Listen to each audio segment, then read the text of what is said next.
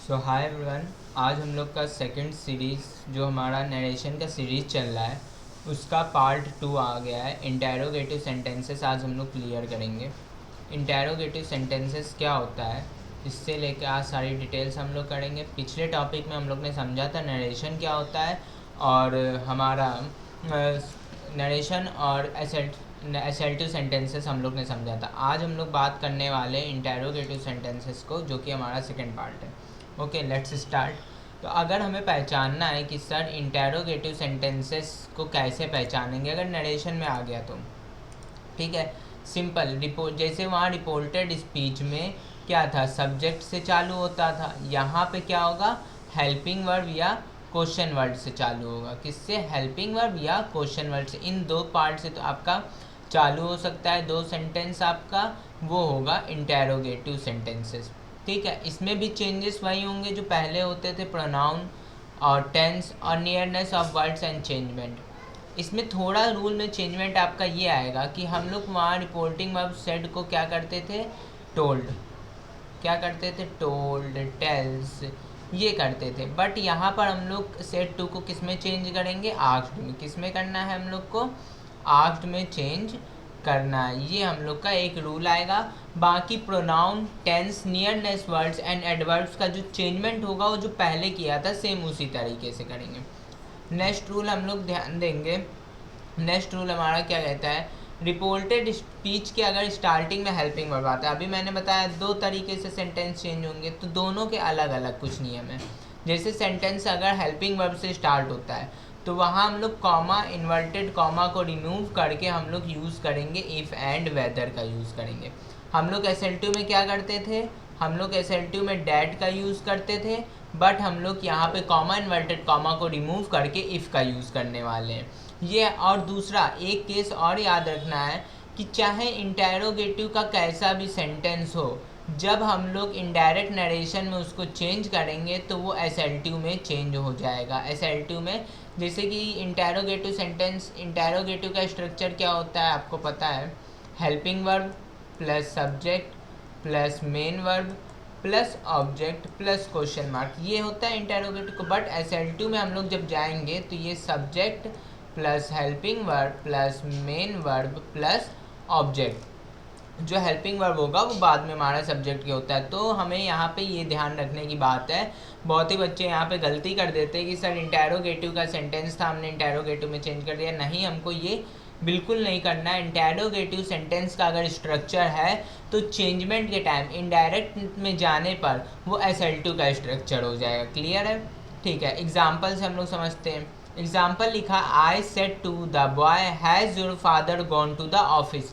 अब यहाँ आप लोग देखिए सेम वही चेंजमेंट हुआ। सेट टू का क्या कर दिया हम लोग ने, आस्क्ड, कॉमा, इन्वर्टेड कॉमा को हटाकर इफ़ का यूज़। अब जो मैंने बताया था हम लोग को क्या करना है, इसको सब्जेक्ट, ये आपका हेल्पिंग वर्ब है हैज़, योर आपका सब्जेक्ट है, तो सब्जेक्ट पहले आ जाएगा इनडायरेक्ट में और हमारा हेल्पिंग वर्ब बाद में चला जाएगा। तो योर को हम लोग सेकेंड पर्सन है your, second person change according to object of reporting verb, यही तो बताया था मैंने रूल। तो ऑब्जेक्ट रिपोर्टिंग वर्ब हमारा द बॉय है, एक सिंगल बॉय की बात हो रही तो यहाँ हम लोग यूज़ करेंगे हिज, तो हिज फादर। फिर हमारा हेल्पिंग वर्ब पीछे आ गया, प्रेजेंट परफेक्ट का टेंस है। मैंने कल पार्ट 1 में समझाया था कि जो प्रेजेंट परफेक्ट का टेंस हमारा पास्ट परफेक्ट में चला जाएगा। तो प्रेजेंट परफेक्ट में हमारा हैज़ लगता है, हैव लगता है और हमारा इसमें हैड लगता है। क्लियर है? और फिर वर्ब की third form gone to the office. और जब SL2 स्ट्रक्चर में चेंज हो जाता है तो वहाँ से हमारा क्वेश्चन मार्क रिमूव कर दिया जाता है। ये बात आपको क्लियर होगी एग्जाम्पल से। सब कुछ वही करना है। SL2 के सारे जो हमारा इंटेरोगेटिव का स्ट्रक्चर होगा वो चेंज हो जाएगा SL2 में, और हम लोग को टेंस का चेंजमेंट और जो भी हमारे क्या इस सेट टू, ये सब हमारे अकॉर्डिंग टू रूल चेंज होंगे। ये था मेरा जहाँ जो अब हेल्पिंग वर्ब से स्टार्ट हो। अब सेकंड रूल हम लोग देखेंगे, जब अगर क्वेश्चन वर्ड से स्टार्ट हो तो वहाँ पर क्या करेंगे। ठीक है, क्या करना है, सेकंड रूल हम लोग को पढ़ना है। क्वेश्चन वर्ड में जो कंजक्शन होता है, अब सपोज जैसे हम लोग यस नो वाले में जो हेल्पिंग वर्ब था हमारा, सॉरी, जो हेल्पिंग वर्ब था हमारा वहाँ कंजक्शन इफ़ या वेदर लग रहा था। ठीक है, लेकिन क्वेश्चन वर्ड के कंजक्शन में हम लोग का क्या रहेगा, जो ये क्वेश्चन वर्ड होगा, चाहे वो वॉट हो, चाहे वो वाई हो, चाहे वो हुज हो, हुम हो, कोई भी क्वेश्चन वर्ड आता है व्हेन हो, वही मेरा कंजक्शन का काम करेगा। ठीक है, जो हमारा क्वेश्चन वर्ड होगा वही कंजक्शन का काम करेगा। ये रूल नंबर 1, अगर हमारा रिपोर्टेड स्पीच क्वेश्चन वर्ड से चालू होता है तो। एग्जाम्पल से समझेंगे। The teacher said to me what are you doing. आप लोग ने यहाँ ध्यान दीजिए, क्वेश्चन मार्क से चालू हुआ, सेम वही काम करना है। सेड टू का आस्क्ड, कॉमा इन्वर्टेड कॉमा को यहाँ पे रिमूव करके कंजक्शन क्या बन जाएगा, जो हमारा क्वेश्चन वर्ड था, तो ये मेरा कंजक्शन का काम करने लगा। ठीक है, फिर चेंजमेंट वही, सब्जेक्ट पहले यानी कि आई, यू हमारा second person according to reporting verb के ऑब्जेक्ट। रिपोर्टिंग वर्ब में हमारा क्या है, मी है, मी का सब्जेक्ट क्या होता है, आई, या हमने आई कर दिया। आर आया है यानी कि present continuous change into past continuous, ये हमारा चेंजमेंट हो गया। आर, इस प्रेजेंट कॉन्टिन्यूअस का हेल्पिंग वर्ब आर होता है, इज होता है, एम होता है। पास्ट कॉन्टिन्यूअस में वॉज या वर, ये आपको क्लियर हो गया। अब आई के साथ वॉज लगता है, आपको ये पता ही होगा। फिर हमारा सेम बाई डूइंग। अब बहुत बच्चों का क्वेश्चन होगा सर या भैया कि हमारा वॉट आया है तो लास्ट में क्वेश्चन मार्क लगना चाहिए, आई एम राइट? तो नहीं, ये जो वॉट है ये हमारा अब यहाँ पर कंजक्शन का काम करने लगा है। अगर ये कंजक्शन का काम करने लगा है और यहाँ पर अफर्मेटिव स्ट्रक्चर बन चुका है, इसलिए हम लोग यहाँ पर क्वेश्चन मार्क का यूज़ नहीं करेंगे।